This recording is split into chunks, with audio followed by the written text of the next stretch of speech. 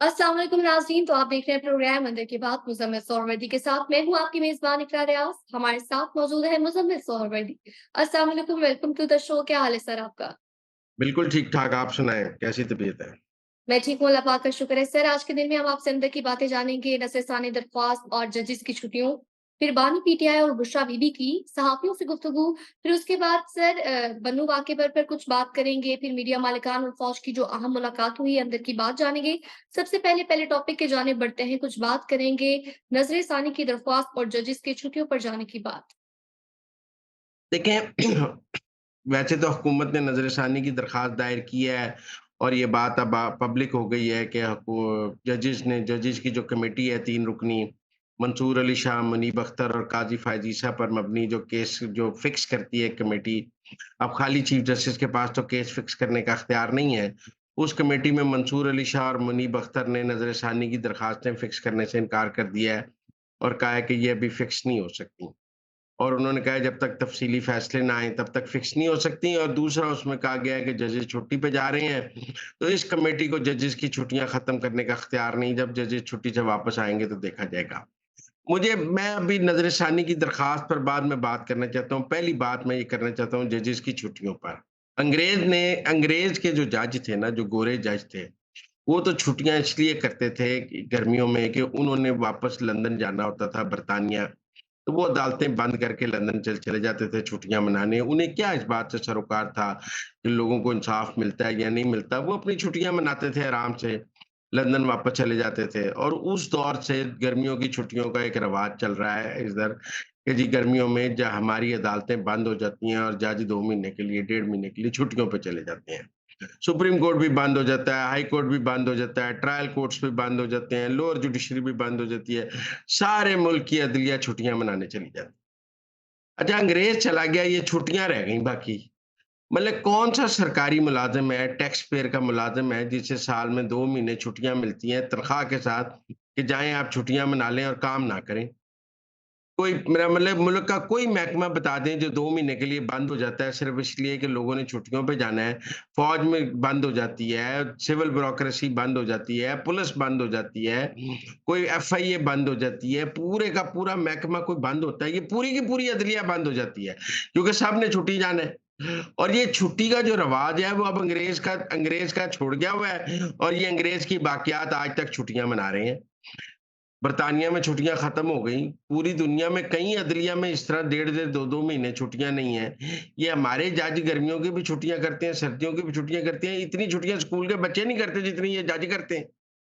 इनको tax payers के पैसों से मुल्क में अदालतों में लाखों मुकदमे ज़ेर-ए-इल्तवा हैं। बजाए इसके कि ये उन मुकदमों को खत्म करने के लिए दिन-रात काम करें, ये 2-2 महीने छुट्टियों पे चले जाते हैं। पता लगे बाबर सितार साहब ग्रीन कार्ड होल्डर हैं, अमेरिका चले गए हैं। अतर मनीला साहब को न्यूयॉर्क की सिटी बार ने कोई यूएसए की सुप्रीम कोर्ट की बार ने उनको नहीं बुलाया।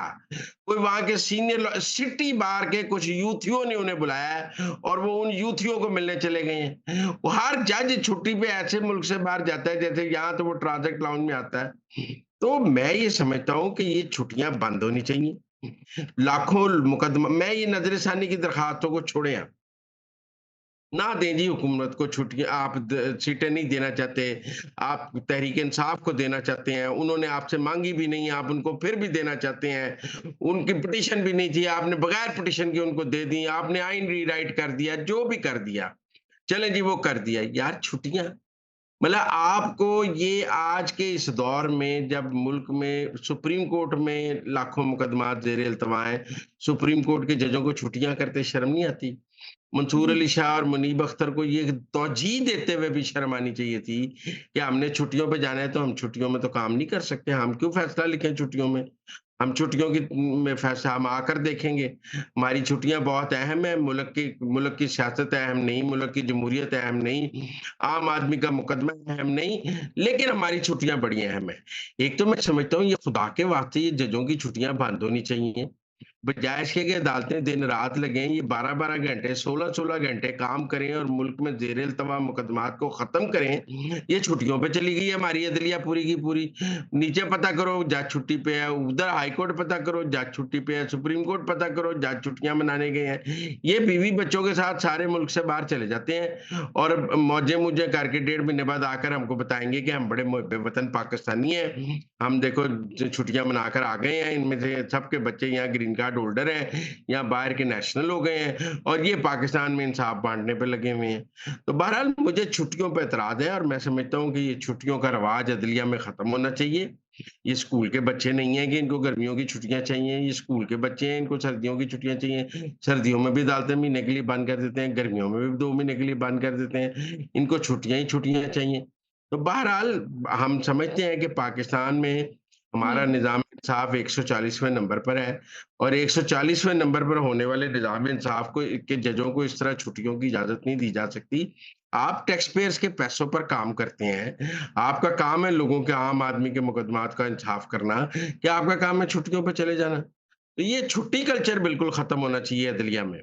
मैं समझता हूँ कि अदलिया खुद अपना छुट्टी कल्चर ख़त्म करे, नहीं तो पार्लिमान को इनकी छुट्टियों पर पाबंदी लगानी चाहिए। ठीक हो गया। सर आगे बढ़ेंगे, बात करेंगे कि फ़ायज़ ईसा साहब ने खत लिखा था एजाजुल हसन साहब को कि आप तो जुम्मे को भी काम नहीं करते, आपने लाहौर जाना होता है, आप जुम्मे को लाहौर चले जाते हैं, फिर पीर को आते हैं, 3 दिन काम करते हैं, 4 दिन छुट्टियाँ करते हैं। ये जज काम ही नहीं करते हैं। ये हमें लेक्चर देते हैं, इनके अपने वर्किंग आवर्स देखे जाएँ। ना इनको छुट्टी करने के लिए किसी की छुट्टी की अप्रूवल ज़रूरत है, ये घर से पे के फ़ोन करते हैं, आज मेरा आने को दिल नहीं कर रहा, कॉज़ लिस्ट कैंसल। आज मेरी तबीयत खराब है, कॉज़ लिस्ट कैंसल। हमें बताएँ, हम छुट्टी कर सकते हैं। किसी और को छुट्टी लेने के लिए अफ़सर की इजाज़त चाहिए, ये किसी की इजाज़त के मोहताज ही नहीं है। ये आज खुद हुक्मरान बन गए हैं छुट्टियाँ ले लेके। तो पहली बात तो ये है कि पाकिस्तान के निज़ाम-ए-इंसाफ़ के इतनी बुरी हालत की वजह ये छुट्टियाँ भी हैं। ये छुट्टियाँ खत्म होनी चाहिए। सर आगे बढ़ेंगे, कुछ बात करेंगे बानी पीटीआई और बुशरा बीबी ने सहाफ़ियों से गुफ्तगू की है। गैर इसमें गुफ्तगू है, इस मुतालिक आप क्या कहेंगे? वो गुफ्तगू पर भी आती हैं। बाकी ये कहा गया है कि जब तक तफ़सीली फ़ैसला ना आए, तब तक नज़रसानी की दरख़्वास्त नहीं सुनी जा सकती। भाई इस मुल्क में तो ऑरेंज लाइन का फ़ैसला ना आसफ़ सईद खोचा साहब ने 1 साल महफ़ूज़ रखा था, जारी ही नहीं किया था। वो एंड पे चाइनीज़ एम्बेसडर ने चीफ जस्टिस से मुलाकात की कि भाई हमारा प्रोजेक्ट है सीपैक का, कोई फ़ैसला ही कर दें, 1 साल हो गया फ़ैसला महफ़ूज़ है। अब आप ये चाहते हैं कि जब तक काज़ी फ़ायज़ ईसा रिटायर ना हो जाए, तब तक हम इसका तफ़सीली फ़ैसला ना जारी करें और उसके बाद जब काज़ी साहब चले जाएँगे, तो फिर उसके बाद हम अपनी गेम खुल-खिला के खेलेंगे। काज़ी साहब ने ये मिनट्स आउट करके मंसूर अली शाह और मुनीब अख्तर का चेहरा कौम के सामने कर दिया है कि ये कोई इंसाफ नहीं कर रहे, ये सियासत कर रहे हैं।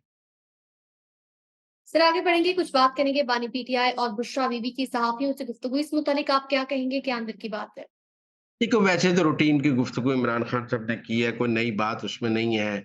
अपनी जमात पर पाबंदी का उन्होंने कहा है कि जमहूरियत में सियासी जमात पर पाबंदी जमहूरियत का कत्ल है, रूटीन बात की है। मुझे जो उसमें बुशरा बीबी की एक बात बहुत लगी है, उन्होंने कहा है कि जो बैरिस्टर अली ज़फ़र हैं, बैरिस्टर जी। अली ज़फ़र इमरान खान की गिरफ्तारी के बाद 10 दिन उन्होंने बुशरा बीबी का फ़ोन ही नहीं सुना। ये बुशरा बीबी ने आज सहाफ़ियों को कहा है। और उन्होंने कहा मेरी अपनी मुलाकात भी 10 दिन बाद हुई और फिर हमने पैसे इकट्ठे करके वकीलों को दिए तो इन्होंने अदालतों में पेश होना शुरू किया। और बैरिस्टर अली ज़फ़र के बारे में जिनको सेनेटर भी बनाया गया और जिनको बड़ी इम्पोर्टेंस दी गई, उनके बारे में आज उन्होंने कहा है कि वो तो बैरिस्टर अली ज़फ़र कई रोज़ तक मुसलसल राब्ता किया लेकिन उन्होंने कोई जवाब ही नहीं दिया। तो आज बुशरा बीबी ने पहली दफ़ा जर्नलिस्टों के सामने बैरिस्टर अली ज़फ़र का कच्चा-चिट्ठा खोला है कि वो तो उस वक़्त इमरान खान की गिरफ्तारी के वक़्त कॉम्प्रोमाइज़ हो गए थे और उन्होंने बुशरा बीबी का फ़ोन सुनने से भी इनकार कर दिया था। और हम देख रहे हैं कि अली ज़फ़र अब इमरान खान के ज़्यादा केसेज़ में भी पेश नहीं होते हैं, बस टॉक शोज़ करते हैं, सेनेट में भी उनका रोल ख़त्म हो गया है, बिल्कुल नहीं रहा। अब वो बस पीटीआई के बैक बेंचेज़ में चले गए हैं और बहुत हम सोचते थे कि वो इतने बैक बेंचेस पे क्यों चले गए हैं, तो अब बहुत समझ आया है बुशरा बीबी ने जो आज गुफ्तगू की है कि वो उस दौरान फ़ोन उठाने से ही चले गए थे और वो उन उन क्रिटिकल डेज़ में गायब हो गए थे। बाकी रूटीन की बात है, इमरान खान ने कहा अगर मेरे बेटे को कुछ हुआ तो जिन लोगों को मैंने नामज़द किया है मैं उनको ज़िंदा नहीं छोड़ूँगा, मैं जान से मार दूँगा। कोई बात है, कोई करने वाली बात है खान साहब अब मैं जान फलाँ को जान से मार दूँगा, छोड़ दें अब आप। जेल भी आपका कुछ नहीं बिगाड़ सकी। मेरा मतलब है आप क्यों किसी को कहेंगे कि मैं ना कोई आपकी बेगम को मारना चाहता है, ना आप किसी को मारना चाहते हैं। ये जो आप जाली धमकियाँ, गीदड़-भभकियाँ लगाते हैं इसका कोई फ़ायदा नहीं है, इसका आपको नुकसान ही हुआ है।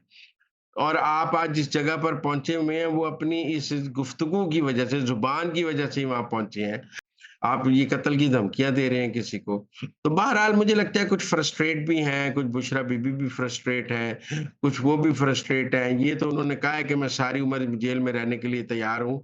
हाँ, पीपल्स पार्टी से इत्तेहाद आज इमरान खान ने फिर जो है वो रिडिक्यूल कर दिया है। उन्होंने कहा है कि अदम एतमाद के लिए पीपल्स पार्टी से कोई ताउन नहीं होगा। उन्होंने कहा जब मैंने खुद इक़्तिदार में आना होगा तो फिर पीपल्स पार्टी से बात करेंगे। इसका मतलब ये है कि अगर उमर यूब, बैरिस्टर गौहर या असद कैसर ने वज़ीर-ए-आज़म बनना है तो मैं पीपल्स पार्टी से हाथ मिलाने के लिए तैयार नहीं। बिलावल ने बनना है तो हम उसके ताउन के लिए तैयार नहीं। अगर कभी इमरान खान खुद वज़ीर-ए-आज़म बन सकता हो तो उसके लिए पीपल्स पार्टी से बात हो सकती है। अगर इमरान खान खुद नहीं बन सकता तो फिर पीपल्स पार्टी से कोई बात नहीं हो सकती। सर, अंदर की बात जानना चाहूँगी आपसे एक मुलाकात को लेकर, तो जो मीडिया मालिकान और फ़ौज की मुलाकात हुई, इस मुतालिक बताइएगा क्या डिस्कस हुआ इनमें? किन अमूर पर गुफ्तगू हुई है?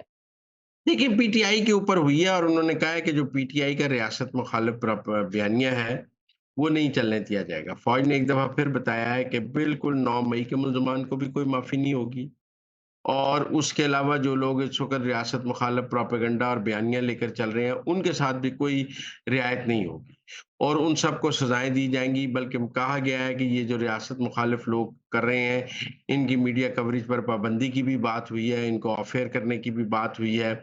ऐसी लिस्टें भी एक्सचेंज हो रही हैं और जो लोग आईएसआई और जो फ़ौज के खिलाफ अब बहुत चौधरी बनने की कोशिश कर रहे हैं।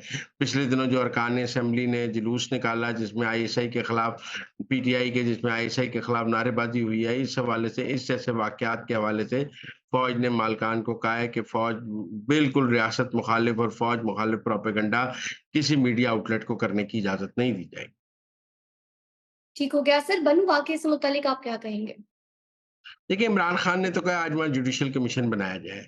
मुझे ये फ़ौज का ये ख़्याल है कि ये पीटीआई ने खुद कराया है। फ़ौज का ये ख़्याल है कि इसके अंदर पीटीआई के शरपसंद मौजूद थे, जिन्होंने फायरिंग की है और उस फायरिंग के नतीजे में हालात ख़राब हुए हैं और वो मलबा जो है फ़ौज पर डालने की कोशिश की गई है।